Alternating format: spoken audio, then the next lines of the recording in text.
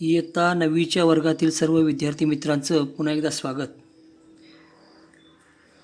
मागच्या तासाला आपण काही गोष्टी शिकलो आहे, ज्याच्यामध्ये distance time graph for non uniform motion, afterwards the velocity time graph for uniform velocity, again velocity time graph for uniform acceleration. All those things we already studied, discussed, and we are taking some examples and learned about it. Now today we want to learn more about the equations of motion using a graphical method. Newton studied motion of an object and gave a set of three equations of motion. न्यूटननं गतीमध्ये असणाऱ्या पदार्थांचा अभ्यास केला आणि 3 इक्वेशन्सचा set त्यांनी आपल्याला दिलेला आहे, सांगितलेला आहे. These relate the displacement, velocity, acceleration and time of an object moving along a straight line. एका सरळ रेषेमध्ये जाणाऱ्या पदार्थांच्या डिस्प्लेसमेंट, वेलॉसिटी, ॲक्सलरेशन आणि टाईम याच्याबद्दलची माहिती, याच्याबद्दलचं रिलेशन त्यांनी आपल्या इक्वेशनमध्ये सांगितलेलं आहे. Suppose an object is in motion along a straight line. एक वस्तू एका सरळ रेषेमध्ये गतिमान आहे. विथ इनिशियल व्हेलॉसिटी यू, तिचा सुरुवातीचा वेग u इतका आहे. It attains the final velocity v in time t. इतक्या वेळामध्ये त्या वस्तूचा जो अंतिम वेग आहे तो v इतका आहे. ड्यू टू ॲक्सलरेशन a इतकं ॲक्सलरेशन त्या वस्तूमध्ये निर्माण झालेलं आहे आणि त्याचं वस्तूचं डिस्प्लेसमेंट जे आहे ते s इतकं आहे. That means initial velocity u, final velocity v, time t, acceleration a and displacement s. The 3 equations of motion can be written as v is equal to u plus at. This is the relation between velocity and time. This is the first equation. The second equation is s is equal to ut plus 1 upon 2 at square. This is the relation between displacement and time. This is equation number 2. And the third equation is v square is equal to u square plus 2as. This is the relation between displacement and velocity. These are the 3 equations. Let us try to obtain these equations by the graphical method. ही 3 equation graphical मेथडनी कशी मिळवायची याबद्दलचा अभ्यास आपल्याला आता करायचा आहे. First equation describing the relation between velocity and time. Velocity आणि टाईम या दोन्हीमधलं रिलेशन दाखवणारं हे पहिलं इक्वेशन आहे. आणि मग ग्राफिकल मेथडचा वापर करून हे इक्वेशन कसं तयार होतं ते आपल्याला आता बघायचं आहे. This is a figure. This shows the change in velocity with time of an uniformly accelerated object. एक ऑब्जेक्ट आहे ते युनिफॉर्मली ॲक्सलरेटेड आहे आणि मग त्याच्या व्हेलॉसिटीमध्ये कसा चेंज होतो याबद्दलची माहिती आपल्याला घ्यायची आहे. The object starts from the point D. Object starts from the point D या पॉईंटपासून ऑब्जेक्ट स्टार्ट होतं आहे in the graph with velocity you. आणि त्याची व्हेलॉसिटी जी आहे, सुरुवातीचा वेग u इतका आहे. Its velocity keeps increasing. त्याची व्हेलॉसिटी अशी वाढत गेलेली आहे. After time T it reaches the point B.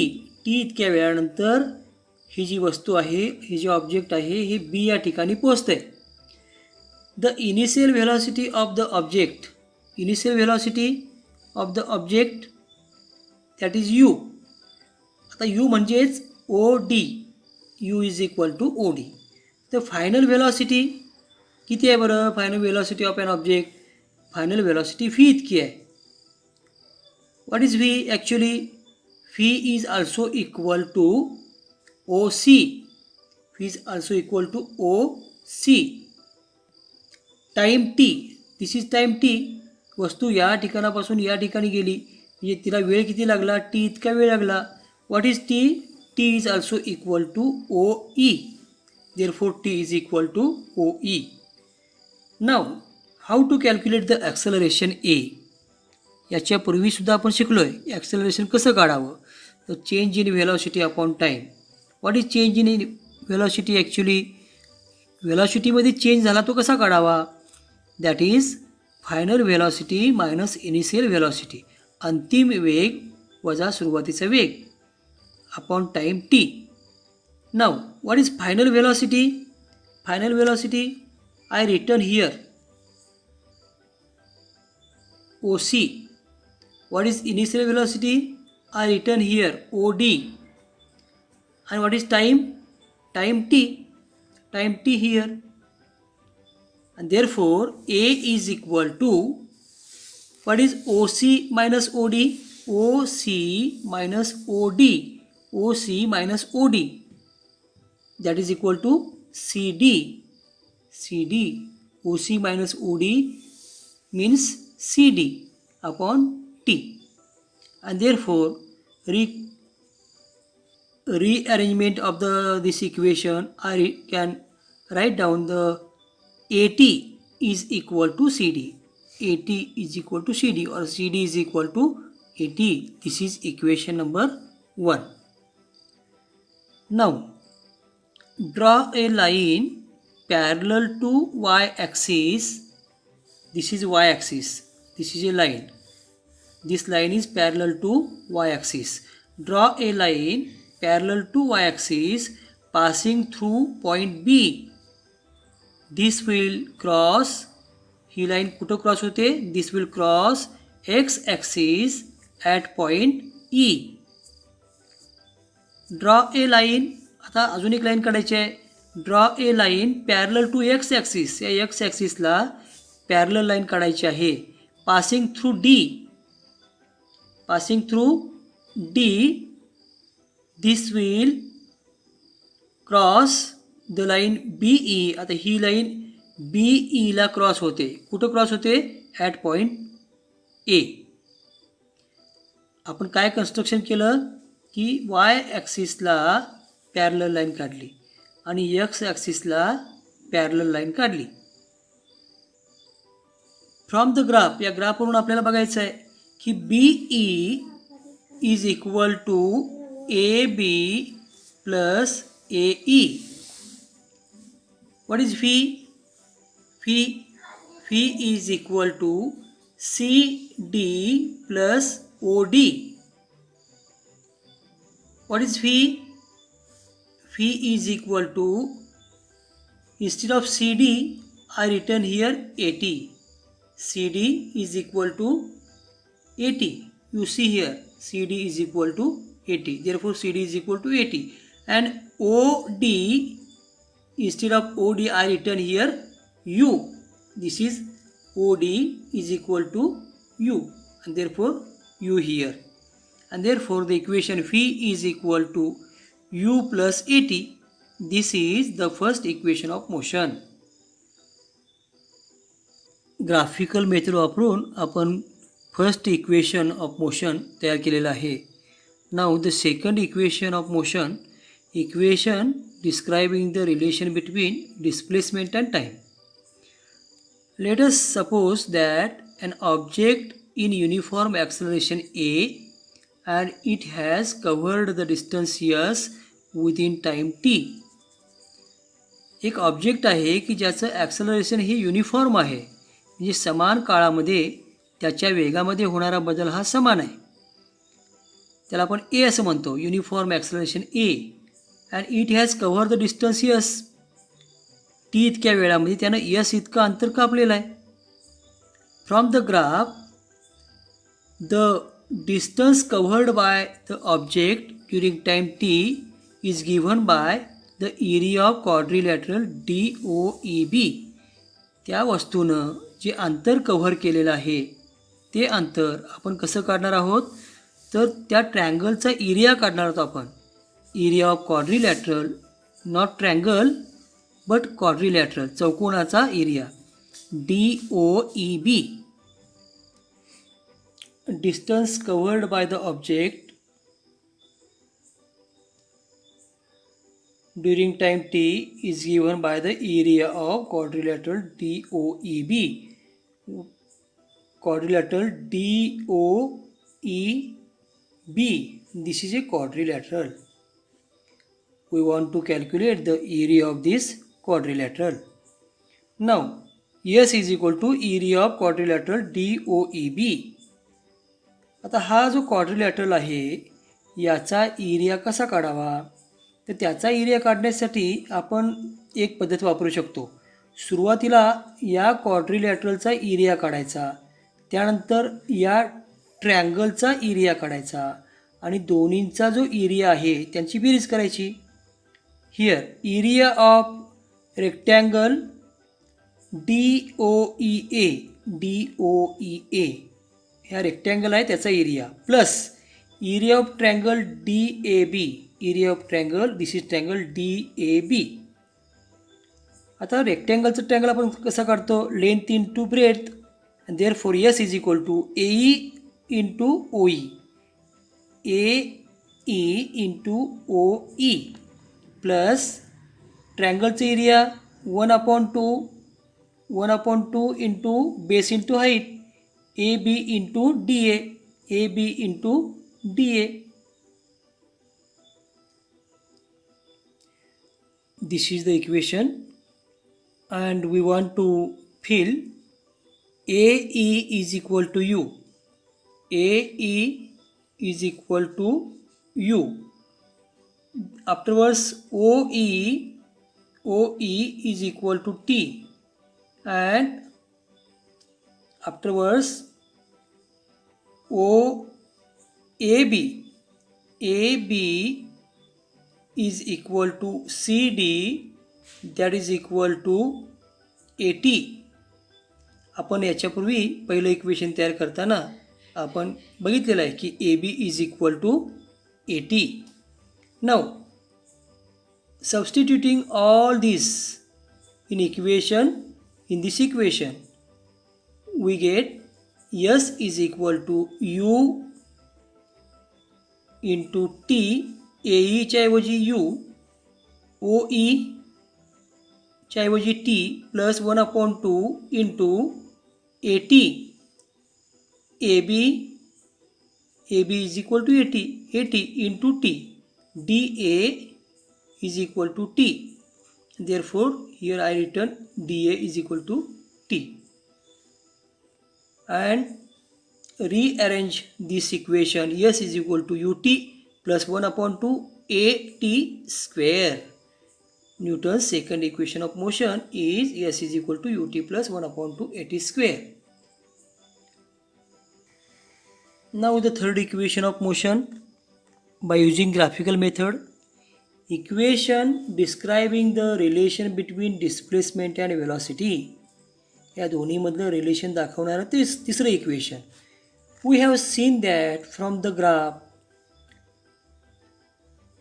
in figure 1.9 we can determine the distance covered by the object in time t from the area of the quadriangle DOEB. तर आपण काय केलं की जो डिस्टन्स किती कव्हर केलं हे काढण्यासाठी आपण याचा एरिया काढला. आता हा जो क्वाड्रिलॅटरल आहे हा कोणत्या प्रकारचा आहे, तर तो ट्रॅपेझियम आहे, ट्रॅपेझियम प्रकारचा आहे. So we can use the formula for its area. आता एरिया ऑफ ट्रॅपेझियम आपण कसा काढतो, हा जो क्वाड्रिलॅटरल आहे हा कोणत्या प्रकारचा आहे, हा रेक्टँगल आहे का, नाही, तर हा ट्रॅपेझियम आहे. And now I am using here formula to calculate the area of trapezium DOEB. What is the formula? S is equal to 1/2 into sum of lengths of parallel sides. This and this side is parallel into distance between the parallel sides. या दोन parallel साईड्समधलं distance कुठलं आहे, तर हे distance त्याच्यामध्ये आहे. therefore S is equal to 1/2 into parallel sides OD plus BE into distance between two parallel sides, that is OE.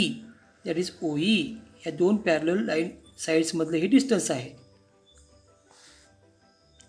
But OD is equal to U. OD is equal to U and BE is equal to phi. BE is equal to phi. BE is equal to phi and OE is equal to T. Substituting these values in this equation, we get S is equal to 1/2 into U plus phi into T. This is equation number 2. परंतु आपल्याला माहिती आहे की acceleration ए आपण कसं करतो, A is equal to fee minus u upon t. याच्यापूर्वीच आपण ॲक्सलरेशनचा फॉर्म्युला बघितलेला आहे. आता याच्यामध्ये रिअरेंजमेंट आपण जर केली तर A T is equal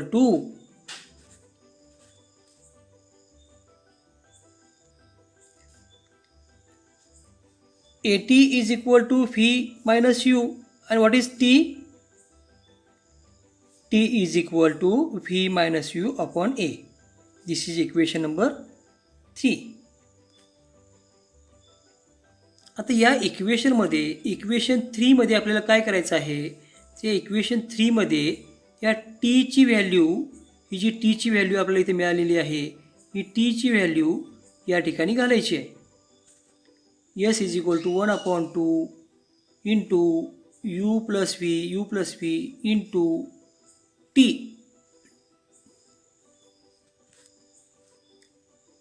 Therefore S is equal to 2A divided by 2A here, denominator, and the numerator is phi plus U into V minus U. Now 2AS is equal to phi plus U, phi minus U. We know what is A square minus B square in first bracket, A plus B in second bracket, A minus B. That is the formula. त्या फॉर्म्युल्यानुसार आपण असं लिहू शकतो, phi plus U and phi minus U, that is equal to V square minus U square, and therefore 2AS is equal to V square minus U square. And what is V square? U square plus 2AS. This is Newton's third equation of motion. Okay. या लेक्चरमध्ये आपण equations of motion by using graphical method याचा अभ्यास केलेला आहे. तुम्ही graph सोबत या सगळ्या गोष्टी काळजीपूर्वक बघायच्या आहेत. सोबत ग्राफ असणं आवश्यक आहे आणि हा ग्राफ आणि ही इक्वेशन्स याचा सायमल्टेनियसली स्टडी करा. तुम्हाला काही शंका वगैरे असतील तर तुम्ही जरूर मला विचारा. व्हिडिओ बघा आणि कमेंट बॉक्समध्ये तुमच्या कमेंट यांचं नेहमीच माझ्याकडं स्वागत असेल. ठीक आहे. थँक्यू.